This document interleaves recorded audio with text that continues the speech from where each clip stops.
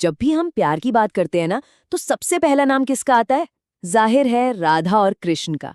उनकी प्रेम कहानी मतलब अमर है।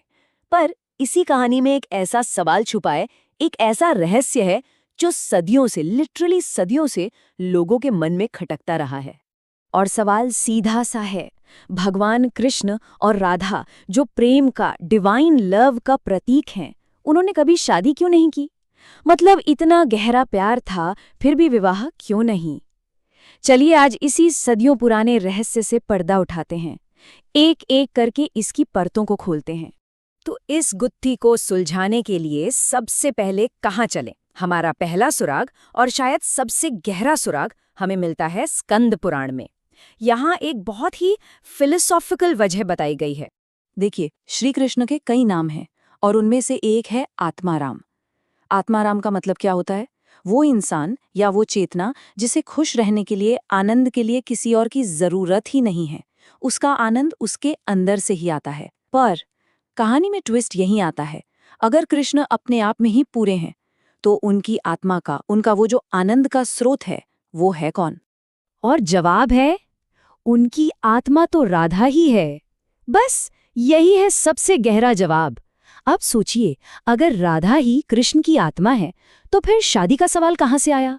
कोई अपनी आत्मा से शादी कैसे कर सकता है? शरीर दो हो सकते हैं, पर आत्मा तो एक ही थी। उनको अलग करने का तो सवाल ही पैदा नहीं होता, क्योंकि वो तो हमेशा से एक थे, एक हैं और एक रहेंगे। तो ये तो हुई फिलोसॉफिकल बात, लेकिन कहानी यहाँ खत्म नहीं होती।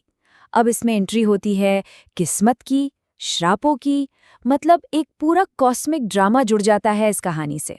असल में एक नहीं, दो बड़े श्राप थे जो उनके अलग होने की वजह बने। पहला जिक्र मिलता है ब्रह्मवैवर्त पुराण में, जहाँ कृष्ण के ही एक दोस्त श्रीदामा ने गुस्से में आकर राधा को श्राप दे दिया कि उन्हें पृथ्वी पर 100 साल तक कृष्ण से बिछड़कर रहना होगा। और फिर एक दूसरा श्राप भी था, जिसका जिक्र रामचरितमानस में है।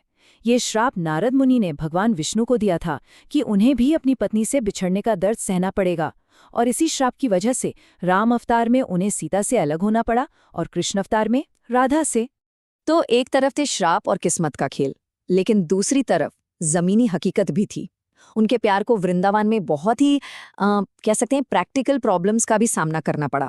और सबसे पहली और शायद सबसे बड़ी एक सामाजिक अड़चन थी, दोनों की उम्र का फासला। राधा कृष्ण से पूरे 5 साल बड़ी थीं, और उस जमाने के समाज में ये शादी के लिए एक बहुत बड़ी रुकावट मानी जाती थी। और हुआ भी यही। जब कृष्ण ने अपनी माँ यशोदा के सामने राधा से शादी करने की इच्छा रखी ना, तो उन्होंने साफ साफ मना कर दिया। और उन्होंने एक नहीं 3 पक्के कारण बताए। पहला, कि राधा तुमसे 5 साल बड़ी है। दूसरा, उसकी सगाई पहले ही किसी और से तय हो चुकी है। और तीसरा और सबसे बड़ा कारण, कि उसका मंगेतर कोई और नहीं बल्कि उनके सबसे बड़े दुश्मन कंस की सेना का एक सिपाही है। मतलब ये शादी तो किसी भी एंगल से मुमकिन ही नहीं थी। लेकिन अब आता है कहानी का सबसे बड़ा टर्निंग पॉइंट। एक ऐसी बातचीत, एक ऐसा खुलासा जिसने कृष्ण के पूरे जीवन का रास्ता ही बदल कर रख दिया। तो जब कृष्ण किसी की नहीं सुन रहे थे, तो उन्हें ले जाया गया गर्ग ऋषि के पास। लेकिन कृष्ण ने वहां भी अपनी बात पूरे जोर से रखी। उन्होंने ऋषि से पूछा, अगर मेरा जन्म धर्म की स्थापना के लिए हुआ है, तो क्या मैं इसकी शुरुआत अधर्म से करूं? जो मुझे चाहती है, जिससे मैं प्यार करता हूं, उसे छोड़ देना, ये कैसा न्याय है? गर्ग ऋषि ने उन्हें बहुत समझाया, लेकिन कृष्ण अपनी बात पर अड़े रहे। और जब कोई रास्ता नहीं बचा, तब ऋषि उन्हें अकेले में ले गए और एक ऐसा सच बताया जिसे सुनकर लिटरली कृष्ण के पैरों तले जमीन खिसक गई। ऋषि ने कहा, तुम यशोदा और नंद के पुत्र नहीं हो, तुम देवकी और वासुदेव के पुत्र हो, और तुम्हारे असली माता पिता को कंस ने सालों से कारागार में कैद कर रखा है। बस ये वो पल था। ये सुनकर कि उनके असली माँ बाप इतनी तकलीफ में हैं, कृष्ण एकदम सन्न रह गए।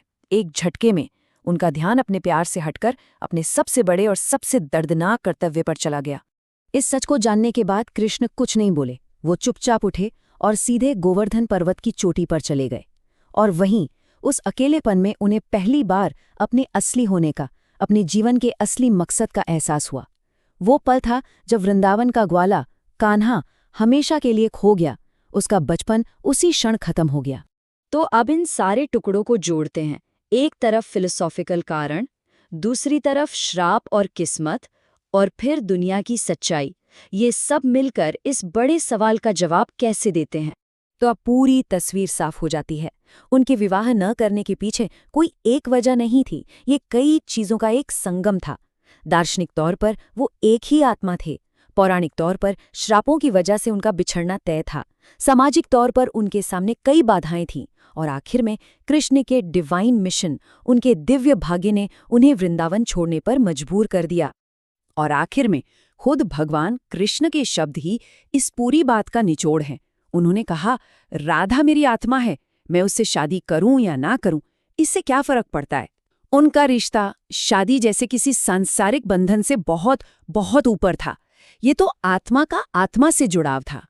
और ये कहानी हमें एक बहुत ही गहरे सवाल के साथ छोड़ जाती है। क्या प्यार को साबित करने का, उसे पूरा करने का एकमात्र तरीका शादी ही है, या फिर प्यार का असली मतलब एक ऐसा रूहानी जुड़ाव है, एक ऐसा स्पिरिचुअल कनेक्शन है जिस पर समाज या समय के किसी बंधन का कोई असर ही नहीं पड़ता?